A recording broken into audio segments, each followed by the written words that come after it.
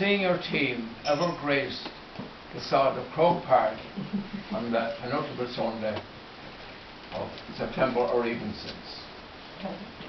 Imagine letting soccer, rugby, into Croke Park before Wicklow got a tackle for an All-Ireland final. We had the Queen, Obama, and God between us and Ireland, I suppose the next thing we'll have Trump visiting. Oh, the Wicklow men and sons of Wicklow men played for many a winning counties team. Such was the case in 1928. The final was between Cavan and Kildare. One of the forwards was from Ballymount, and of course the area claimed him as their. Money wasn't plentiful in West Wicklow in 1928. The Wall Street crash was in 1929, but we were well ahead of them. They couldn't raise money to watch the match, but they were clever people, and they came up with a very smart idea. They appointed one man, sort of an emissary, to go to the match and bring back the information. The man appointed was a farm labourer, Matt Colley, who was very observant, had a fantastic memory, and could tell a good story, usually with a little bit of embellishment.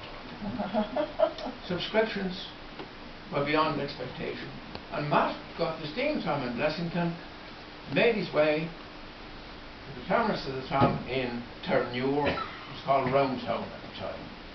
He walked at a leisurely pace into the city centre, and in the main street of the metropolis he spotted an impressive building, the Gresham Hotel.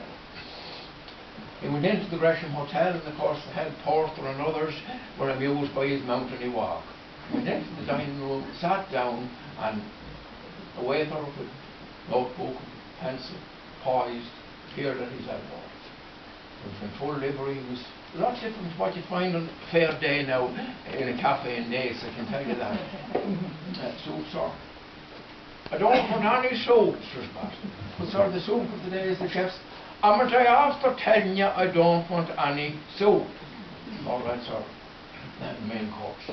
So he lists off all what was available on the main course. I don't want any of that, says Matt.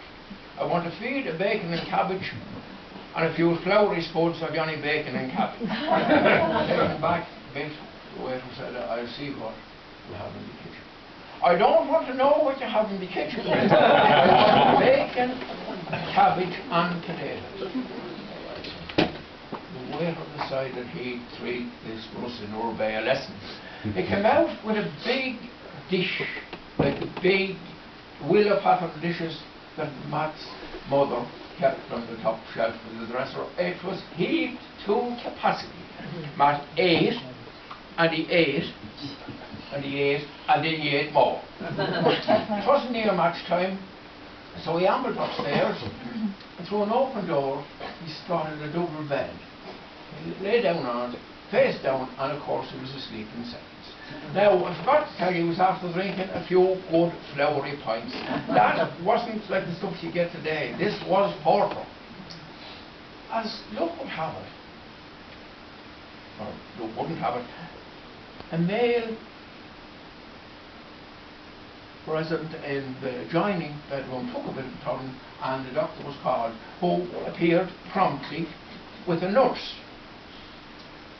Into the open door, saw Matt. Face down, belly on him like a poison pup. I know what's wrong with this man, he says to the nurse. Instant diagnosis. Without any further instructions, the nurse went off and came back with a rubber hose, tapers. Oh no. Tapers from one end, and to the wall and soapy wall. The relevant garment was removed from Matt or pulled down, and a certain medical procedure got underway. Halfway through the irrigation, Matt woke up. Oh my God. And would you blame him? The match was over.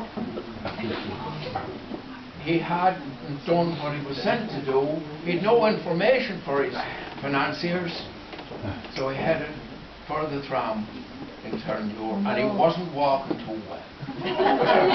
Now, a few fellas from Manor Kilbride and British were on the tram and they put him wide to the finer points of the match. By Tala, he knew that Kildare had been awarded 10 frees in the first half, and the score at half time was 1, 2 to 3 points in favour of Kildare. By Tynode, he was rehearsing his report. He was like an early Mihal O'Herty. Cavan won the toss and played with the win for the first half. Smith and Cavan got the ball and passed it to Devlin, who was fouled. Joe Loughlin was injured and spent a long time on the ground. Joe Higgins was injured and replaced by Dan Ryan. By the time he got to the brickworks on the Dublin side of Lessington, the match in his head was over. And Kildare had been playing with the win in the second half. When he landed at the tram sheds in Blessington, there were men to meet him there from Lackey, Childveg, Luke Nagoon, Loxtown, the Talker, you name it, and it was like a press conference. They were shooting questions on him from all sides. Who won Matt? Was it a good match, Matt? How did our man fare, Matt? What? Matt were always on like that. I'll tell you all about the match now in a minute. But before I do, I want to tell you this. If any of you ever goes to Dublin, and you're in a place called the Gresham Hotel, if they ask you want soup, for Christ's sake, take it. Because if you don't, they'll put it in a big enamel bowl. You'll get a little hose and a foundation, and they'll administer it in the most undignified manner.